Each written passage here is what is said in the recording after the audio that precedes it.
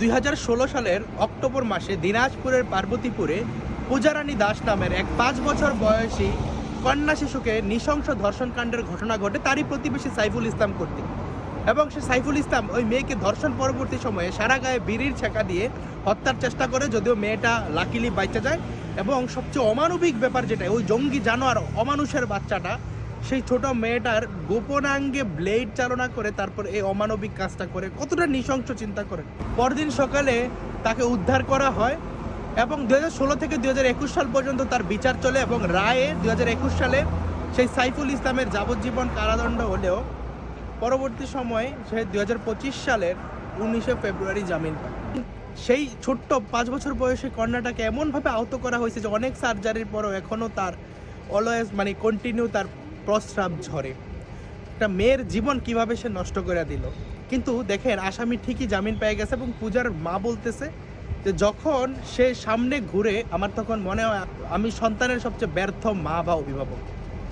দেখেন, এই যে ঘটনাগুলো যদি প্রত্যক্ষ তদারকি হইতো, বিচার হইতো, তাইলে কি এই যে রামিসার মতো এত নৃশংস ঘটনাটা ঘটতো? কখনোই ঘটতো না। কিন্তু অকারেন্স হইলে সেটাকে বাংলাদেশে সবসময় নানানভাবে ভাগ করা হয়। এই যে বিচারের ক্ষেত্রে এক্সাম্পল সেট করতে পারলো না, দেখলো যে তার ধর্ম কি, তার সোশ্যাল স্ট্যাটাস কি।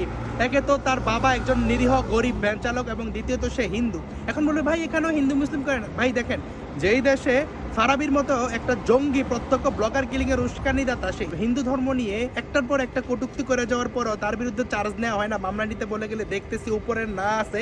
কিন্তু সেই দেশে একজন হিন্দু শিক্ষক সে শুধু বলছে যে ওয়ার্ল্ড কাপ কে জিতবে সেটা সৃষ্টিকর্তাও জানে না, কিন্তু অনেকে বিড়াল দিয়ে পরীক্ষা করায়।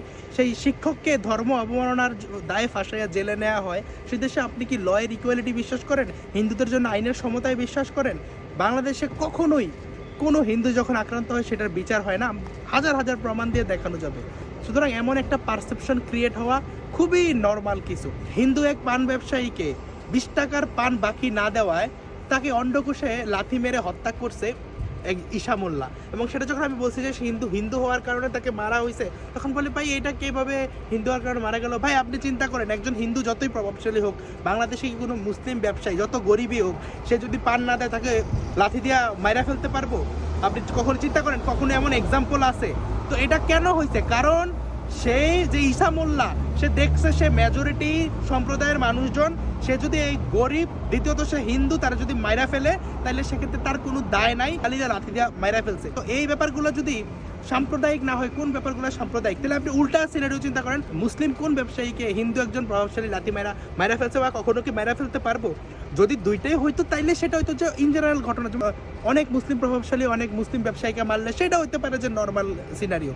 কিন্তু সে একজন হিন্দু, সে কিছু করতে পারবে না, তার প্রতি আইন নেই, সেই জিনিসটা চিন্তা করে যখন তাকে মারা হবে তখন সেটা অবশ্যই সাম্প্রদায়িক। তো ভিডিও ভালো লাগলে লাইক, কমেন্ট, শেয়ার করে পাশে থাকতে পারেন। ধন্যবাদ সবাইকে।